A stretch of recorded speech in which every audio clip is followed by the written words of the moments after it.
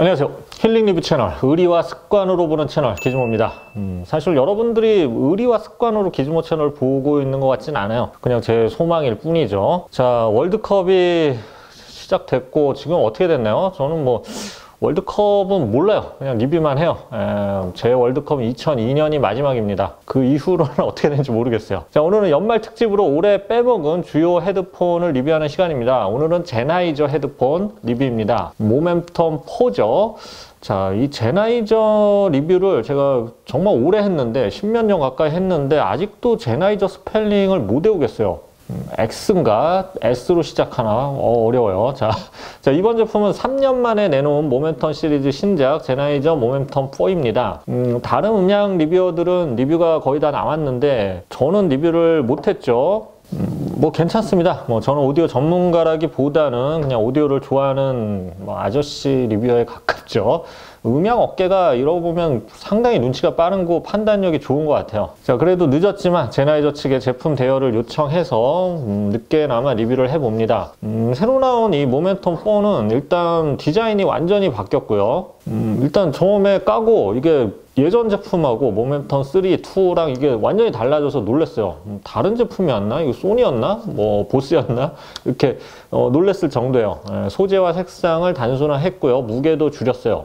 음질은 뭐 큰 틀에서는 큰 변화는 없지만 어쨌든 여전히 좋고요. 특히 가장 큰 장점, 배터리가 엄청나게 늘어났습니다.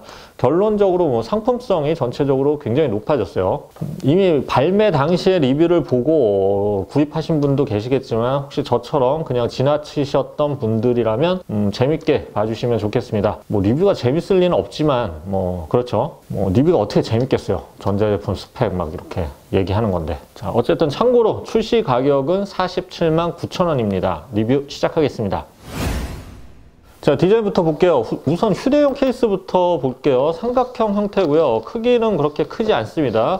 하드커버 형태로 충격 보호가 가능하고요. 제나이저 마크가 앞에 예쁘게 새겨져 있네요. 자, 액세서리로는 USB Type-C 충전 케이블 그리고 유선 오디오 케이블이 있는데 특이하게 이게 한쪽은 3.5파이, 한쪽은 2.5파이입니다. 헤드폰 쪽이 2.5파이가 들어가요. 비행기 어댑터도 들어있네요. 자, 이제 본체 디자인을 한번 볼게요. 디자인이 정말 많이 달라졌습니다. 예전 제품은 이게 메탈 재질이 확 눈에 들어오고 버튼도 굉장히 많았죠. 이번에는 아주 미니멀한 외관에 버튼도 대부분 없앴고요. 소재도 플라스틱으로 바꾸면서 무게가 확 줄어들었습니다. 참고로 무게는 280g 정도예요. 그래서 이게 머리에 쓰고 있을 때 부담감이 줄어들었어요. 대신 이 제나이저 특유의 이 카리스마는 좀 사라졌죠. 예전에는 이게 메탈로 이루어진 이 헤드밴드 이음부가 굉장히 인상적이었죠. 쓰고 다니면 멀리서도 이 제나이저라는 걸 알 수가 있었어요. 이번 제품은 그런 요소는 거의 사라졌습니다. 다만 헤드밴드 부분에 이 제나이저의 시그니처 컬러인 짙은 회색 색상의 패브릭이 그래도 제나이저임을 느끼게 해줍니다. 디자인 어떠세요? 언뜻 보면 보스나 소니하고도 좀 구분이 안 되는데 이게 요즘 트렌드예요. 아주 미니멀해지는 게 트렌드인데 그래도 패브릭 헤어밴드 덕분에 조금 따뜻한 느낌도 주고 심심한 느낌도 덜어줍니다. 요거 부분은 좀 마음에 들어요. 자, 폴딩 안 되고요. 이어컵은 180도로 완전히 돌아갑니다. 버튼은 오른쪽에 전원 버튼 및 음성 비서 버튼 딱 하나만 있고요. 모든 조작은 오른쪽 이어컵에 터치식으로 조작을 합니다. 자, 스와이프로 볼륨 조절하고요. 이전 곡 듣기, 다음 곡 듣기 가능하고요. 한 번 탭하면 재생, 정지, 두 번 탭하면 노캡 모드 조절입니다. 근데 이제 전화 받기 같은 경우에는 이게 살짝 복잡해서 그냥 이렇게 탭으로 하는 게 아니라 스와이프도 필요하거든요. 그래서 처음에는 좀 적응이 필요합니다. 왼쪽 이어컵은 아무런 기능이 없고요. 이 터치감이 굉장히 민감해서 조금만 스쳐도 재생이 되거나 뭐 막 볼륨이 조절되거나 그러기도 해요. 또 이어컵에 또 기름때도 좀 잘 묻는 재질이고요. 이 터치식으로 바꾸면서 이런 부분이 좀 아쉬운 부분이 되겠죠. 자, 참고로 이어패드 교체는 힘들게 돼 있어요. 뭐 센터 가면 될 수도 있는데 그냥 개인이 할 수는 없는 것 같아요. 자, 착용감을 한번 알아볼 시간입니다. 자, 한번 써볼게요. 자, 이런 느낌이고요. 귀도 편하고 정수리 압박도 거의 없어요. 제가 머리가 결코 작은 크기는 아닌데 초반에는 이렇게 귀에 살짝 압박은 있는데 시간이 지나면 이 텐션이 좀 약화되면서 느슨해지겠죠. 전체적으로 착용감이 정말 좋아요.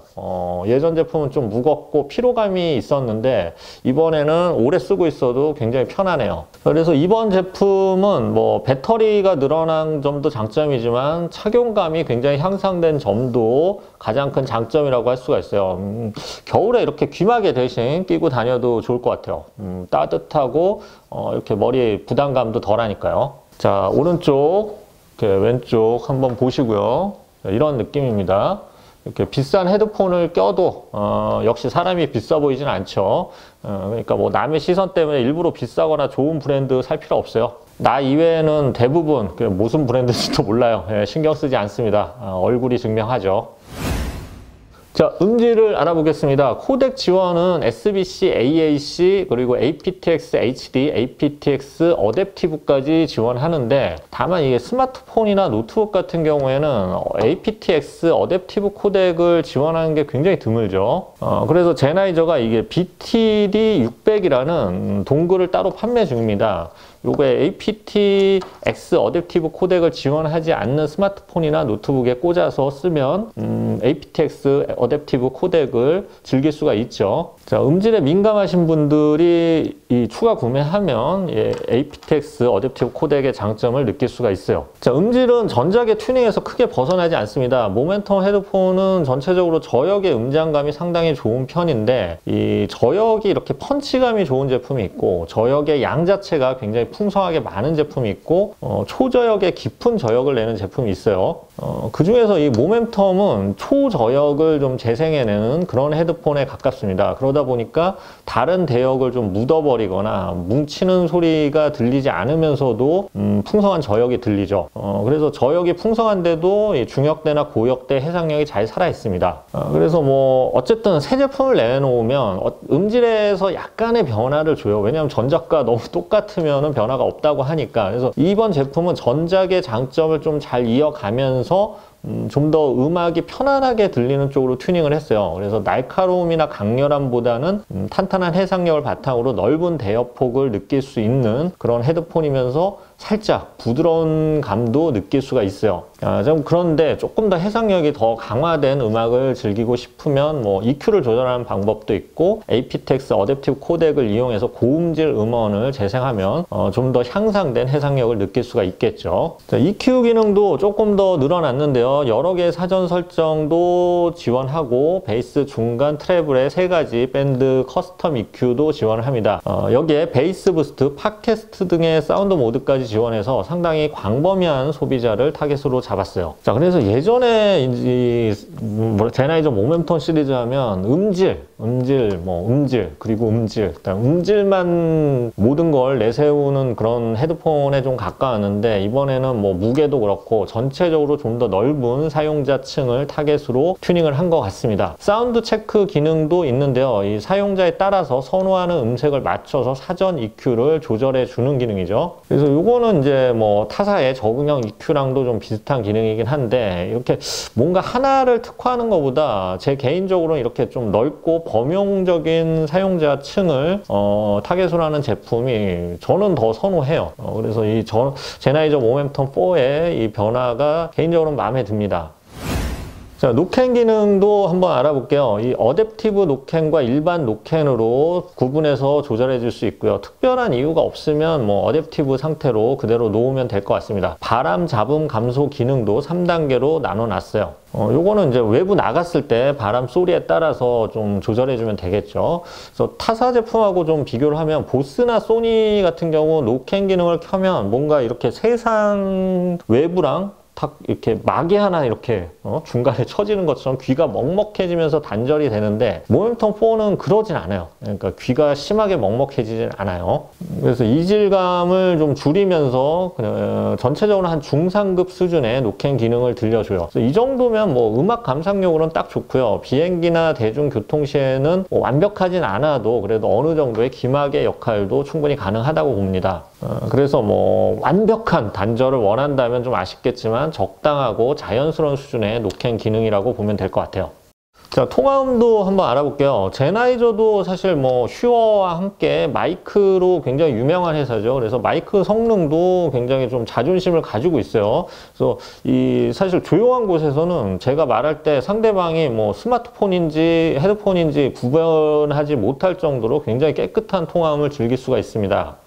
다만 바람이 좀 부는 경우에는 살짝 바람 소리가 삽입이 되긴 합니다. 자, 이제 이 제품의 뭐 가장 큰 장점이라고 할 수 있는 배터리인데요. 스펙상 총 60시간이에요. 보통 요즘 헤드폰들이 노캔 키면 한 30시간 정도, 35시간 정도가 일반적인데 이거는 노캔을 키고도 60시간이에요. 그래서 일반 헤드폰에 비해 약 2배 가까운 시간인데 이거 굉장히 편해요. 예. 그래서 제가 실제 테스트를 해봤는데 5시간 정도 볼륨 한 70% 이 정도로 켜놔 봤는데도 91% 정도까지 소진이 됐어요. 그럼 한 9%가 소진이 된 거죠. 실제로도 이렇게 곱해보면 한 60시간 가까운 재생 시간을 보여준다는 얘기죠. 자, 노캔을 켜고도 이렇게 오랜 시간 재생하는 건 상당한 장점인데 이거는 단순히 그냥 충전을 자주 해주지 않아도 된다는 것 뿐만이 아니라 배터리 사이클이라는 게 있잖아요. 그래서 이거는 다른 거에 2배 가까운 배터리 사이클을 보여주니까 실제로 배터리 소진율도 다른 거보다 뭐 최소 1.5배에서 2배까지 늘어날 수가 있겠죠. 그래서 수명도 더 늘어날 가능성이 있습니다. 자, 앱도 제공하고요. EQ 기능과 노캔 기능, 뭐 통화음 조절 등 다양한 기능을 제공합니다. 사운드 존이라고 해서 특정 위치에 가면 특정 설정이 활성화되는 옵션도 있어요.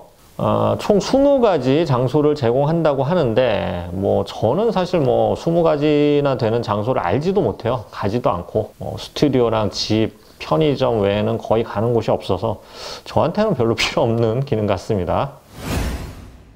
자, 정리해 보겠습니다. 제나이저 모멘텀 4는 음질에 거의 올인하다시피 했던 지난 모델에 비해서 좀 더 대중적이고 편안한 제품으로 돌아왔습니다. 편안해진 착용감, 오래가는 배터리, 향상된 편의 기능과 노캔, 뭐 음질 설정 등도 좀 더 대중화됐고요. 좀 더 많은 사용자들에게 더 잘 맞는 그런 제품이 되기 위해서 굉장히 노력한 그런 헤드폰이에요. 음질은 뭐 여전히 뛰어나기 때문에 전반적으로 큰 불만을 찾기 힘든 제품입니다. 아쉬운 점이 있다면 이게 터치식 조작이 이게 좀 민감하게 반응하고 뭐 이게 쓰고 뭐 조작할 때 삐삐 소리가 너무 자주 나요. 그리고 이렇게 좀 민감하다 보니까 오작동도 꽤 발생을 하고요. 그래서 가급적으로 이렇게 핸드폰에서 조작하는 게 더 편한 것 같습니다. 그리고 전원을 이제 자동 꺼진 기능은 있는데 이게 막 또 움직이면은 또 안 꺼지고 이래서 이 전원 버튼으로 꺼주는 게 배터리를 좀 아끼는 거라고 할 수가 있어요. 자, 뭐 리뷰 끝났고요. 이제 올해가 정말 많이 남지 않았습니다. 남은 한 해 잘 마무리 하시고요. 연말 특집 리뷰를 제가 뭐 준비하고 있습니다. 나름대로 기즈모 가끔 들어와 주세요. 의리와 습관으로 보는 채널 제 소망대로 되고 싶습니다. 자, 지금까지 기즈모였습니다. 감사합니다.